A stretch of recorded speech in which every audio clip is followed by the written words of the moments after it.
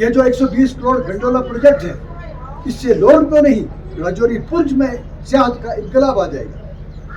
यहाँ पे हजारों की तादाद में सैलानी आपके पास आएंगे, वो आपके पास ठहरेंगे, आपको पेइंग गेस्ट कमरे बनाने पड़ेंगे, आपको होटल खोलने पड़ेंगे, दुकानें बनानी पड़ेगी, जगह जगह नेजे तक आपकी दुकानें बनेंगी, आपको एक रोजगार खुल जाएगा। और उसके साथ सोलर प्लांट जो 50 मेगावाट का मरकजी सरकार ने मंजूर कर लिया है, बल्कि आपको याद होगा कि 2022 में जब हमारे पहले डी साहब थे यहाँ, उनको जब दिल्ली से लेटर मिला कि हमें इसमें से ये जो 32 कनाल ज़मीन आपने आइडेंटिफाई की है, इसमें से 40 कनाल का तर्जुमा निकाल कर दो ताकि उसमें हम शेड बना सकें।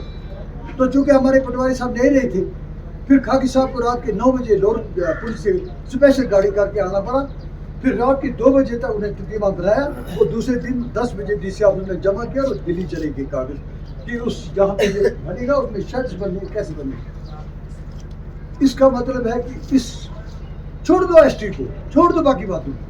मैं सिर्फ नौजवानों आपको कहना चाहता हूँ, सबसे ज़्यादा अगर किसी को एहसानमंद होना चाहिए मरकज़ी सरकार का, तो अल्लाह की ज़ात की कसम खा के कहता हूँ, दो खुदा के रूप आपको दो वो जो प्रोजेक्ट मिले हैं, आने वाले दिनों में खुद देखेंगे हालात बदलते हुए आपको नजर आ जाएंगे। आप देखेंगे कि कहाँ, और यहाँ पर सैकड़ों की टीमें आएंगी अपने खेमे लेकर, वो 10-10 दिन ऊपर जो मैदान है उनमें रहेंगे वो। और यहाँ के एक इनकलाब आने वाला है पूरे हमारे इस पुंछ का, और उसकी शुरुआत दौर से होगी। मैं आपको ये कहना चाहता हूँ, हमें रोजगार चाहिए, कारोबार चाहिए, इज्जत चाहिए। ये जो आप इलेक्शन की बातें कर रहे हैं, उधर मस्जिद गिरा दी, उधर मंदिर गिरा दिया, ये किया, ये सब इलेक्शन के ट्रेंड होते हैं। वोटों को डाइवर्ट करने को इसका इस्तेमाल किया, फारूक अब्दुल्ला ने नहीं किया कि गुजर और बकरवाल बरादरी के जज्बात से खेला जाए। आपकी जो बुढ़ापा पेंशन है, इसमें जब मैं MLA था, मैंने असेंबली में अल्लाह सुब्हानहू व तआला के करम से सबसे ज़्यादा बोलने वाला MLA मैं बना, और हर इशू पे बोला। और हमारे 16,000 केस बने हुए थे डिस्ट्रिक्ट सोशल वेलफेयर ऑफिस में, पेंडिंग थे, ढेर लगे हुए थे, मंजूर नहीं हो गए। जब मैं असेंबली में मैंने बारहा ये बात उठाई कि भाई हमारे बुढ़ापा पेंशन में हमारे बुजुर्गों को धक्के लग रहे हैं, उसको मंजूर क्यों नहीं किया जा रहा।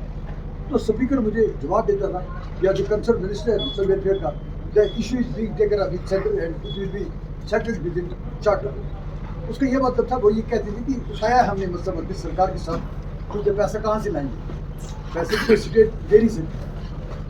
तो जब ये सरकार आई तो हज़ारों की तादाद में एक ही झटके में सब मंजूर कर दिया। और आपको पता है कि यहाँ पे कितने BPL केस हैं। आपके एग्रीकल्चर में आपको 6-6 हज़ार रुपये जो BPL कैटेगरी के लोग उनको आ रहा है, आपको 6 महीने पहले, अब 2025-28 तक आपको जो फ्री राशन है वो उसकी सुविधा बढ़ा दी गई। मैं आपसे पूछना चाहता हूँ, क्या कोई ऐसा इशू है जिसमें हमारा कोई मजहब खतरे में?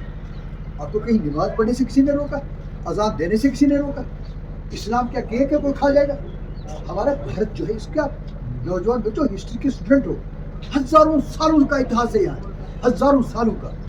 यहाँ पे मजहबी रवादारी, कम्युनल हार्मनी, आपसी भाईचारा, ये सदियों से चला आ रहा है। दुनिया की कोई ताकत उसको नुकसान नहीं कर सकती।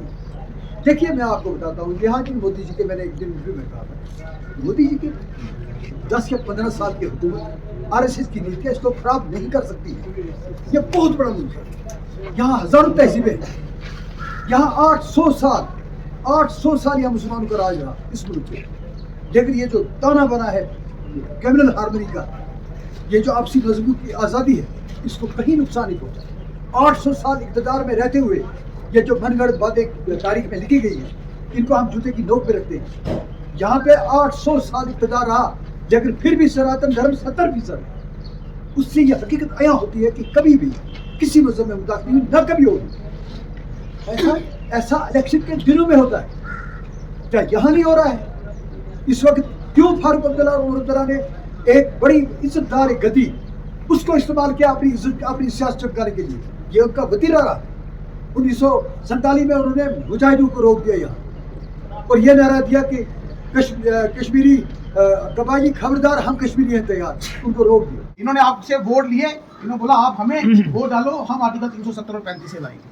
आप मुझे बताओ, आप लोगों ने बढ़ चढ़ कर हिस्सा लिया DDC के चुनाव में, आपने वोट डाले, सब कुछ किया, क्या 370 वापस आया? क्या 35 से वापस आया? पहला झूठ। उसके बाद एक लीडर अल्ताफ बुखारी साहब, जिन्होंने बोला कि ये तमाम पॉलिटिकल पार्टीज हैं जो झूठ की सियासत कर रही हैं, अब बात होगी तो सच की बात होगी, झूठ नहीं चलेगा।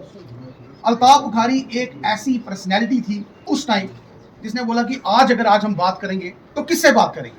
नेचुरली बात है, हमने कहाँ जाना था? हम श्रीलंका के प्राइम मिनिस्टर के पास तो नहीं जाना था, हमने कहीं ऑस्ट्रेलिया नहीं जाना था, ना हमने पाकिस्तान जाना था, हमने कहाँ जाना था? हमने दिल्ली जाना था। तो अल्ताफ साहब के साथ जितने भी पॉलिटिकल जमात और हमारे जितने सीनियर लीडरान थे, ये निकले अल्ताफ साहब के साथ, और इन्होंने, मैं आज उनकी पीठ सुन रही है, मैं प्राउड फील करता हूँ कि मैं इस जमात का हिस्सा हूँ, क्योंकि अल्ताफ साहब ने वहाँ पर चीज़ें रखी कि आपने हमसे आर्टिकल 370 छीना, आपने हमारा 35 ए लिया, तो दो जो, क्योंकि पेशे से वकील हूँ, पहले मैं सुप्रीम कोर्ट में भी वकालत करता था, 10 साल मैंने वहाँ वकालत की है।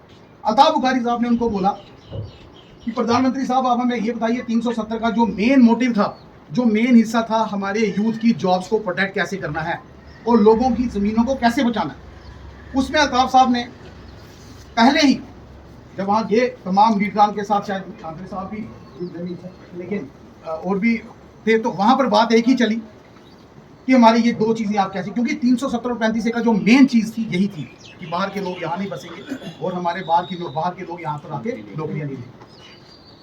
हैरानी की बात है, मैं भी हाई कोर्ट में था, मुझे याद है चपरासियों की भर्ती निकली, और मैं सच्ची कहता हूँ 350 फार्म बाहर का लगा। जब वहाँ पर नहीं 350 पोस्टें थी, 3 फार्म बाहर के लगे, यूपी बिहार। जब ऐसी चीज़ें हुई तो उन्होंने कहा ये हमें फ़ायदा क्या हुआ, हमारे यहाँ से सब चला गया। अल्ताफ साहब सबसे पहले दिल्ली गए, उन्होंने उसमें 24 घंटे के अंदर अंदर दो चीज़ें आपकी, दो हमें कॉन्स्टिट्यूशनल गारंटी नहीं मिली, फॉर्मल ऑर्डर नहीं हुआ, लेकिन एक एश्योरेंस हुई।